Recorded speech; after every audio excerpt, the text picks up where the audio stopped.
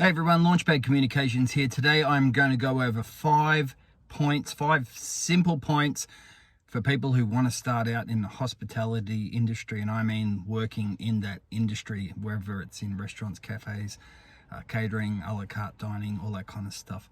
5 points that will make you stand out from 95 up to 99% sometimes of the rest of the crowd. All right, here we go. All right, point number 1, show up. It's that easy. Just show up.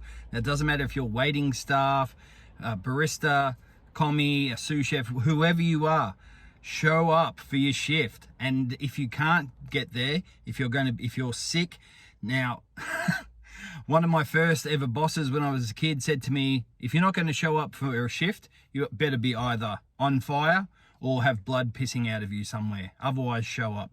Now, I'm not going to be that severe, but my first tip is just show up. If you're not going to show up because you are genuinely sick, okay, that's fine, and we'll get sick. Ring up well ahead, give them as much time as you can to tell them that you're not coming in. Don't ring up when your shift actually starts at 5 p.m. or whenever. Oh, hi, John. Yeah, I can't work today. I feel sick. No, that doesn't cut it, all right?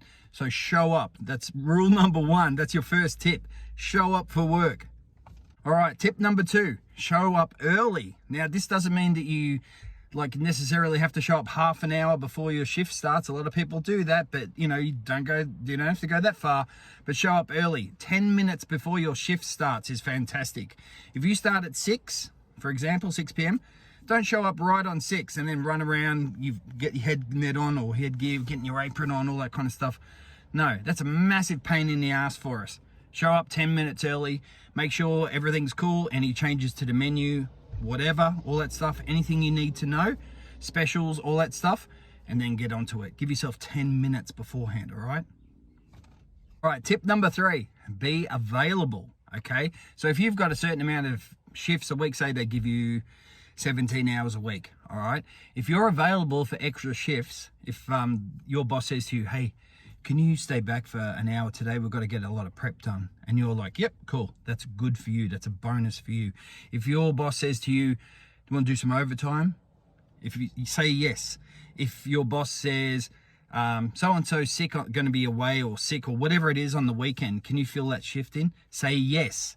If you're available, you will climb that ladder of all your staff. You'll go right up to the top. You've got to be reliable. Show up early and be available. If I've got someone working for me, say Jane, and I know that whatever happens, I can call Jane and Jane will come in, rain, hail or shine, and show up and help me out and fill in shifts, that's gold for me as an employer. Gold. All right, so that's my next rule, that rule there, all right? All right, rule number 4. We're up to number 4, rule number 4. Look, if you're working in some hipster cafe, yeah, man, I'd like a double decaf mocha soy latte cappuccino, please. Awesome. Good for you. Great. Hope you enjoy it. All good. You can have sleeve tats, green hair, face tats, all that stuff. It's all good. All right. I've got nothing against any of that stuff. All right. Everyone's their own, beings, individuals. You do what you do, you. All right. But unfortunately, in hospitality, if you're working in a restaurant, high-end dining, any kind of a la carte type dining, catering, it's not a good look to have fluorescent green hair or face tats or just skulls or whatever on you that are showing, all right?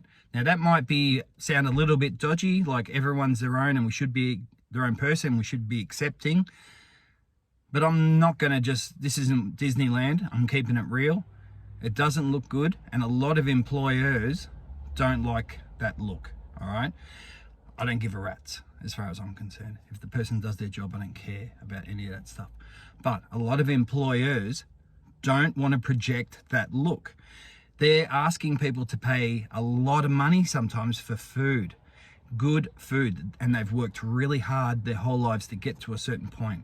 And they don't want a certain look bringing it down in the eyes of their patrons. Right or wrong, I hear you. I'm not saying it's right. That's just the way it is. So try and be aware of your appearance. If you want to stand out from the rest of the crowd, neat attire, clean uniform, all that stuff. All right, I'm not saying it's right or wrong, it's just a fact of hospitality. All right, and the last point, what about to 5? Have an interest in the actual work itself. Okay, so you don't want to be nagging. If you're a waiting staff or a commie or whatever, you don't want to be nagging the head chef, executive chef, whoever, about different things, but show an interest in what they're doing. A good chef is busy, right? Busy. I'm doing my thing. I want it to be how I want it to look. I want it to be, 100% perfect. That's how I want it to go out, all right? But a really good chef and someone who's like that will see in you an interest in that industry. And when they've got a little bit of time, or it's not so flat nut, they're not so busy, they will bring you into the fold and show you, all right, this is what we're doing here. Try this. Test your palate. What do you taste? What comes out first? What's at the front? What's at the back? All that stuff. So that's another thing. Just show a general interest. Don't bug the shit out of your chef. They're busy. They've got stuff to do. But show an interest and let them know, I'm interested. All right, I want to learn. You'll find a really, really good chef will help you with this and then offer you training as well. I've offered people training in the past. Do you want to do this? Do you want to study that? I'll help you out. It's all good. All right. That's tip number 5.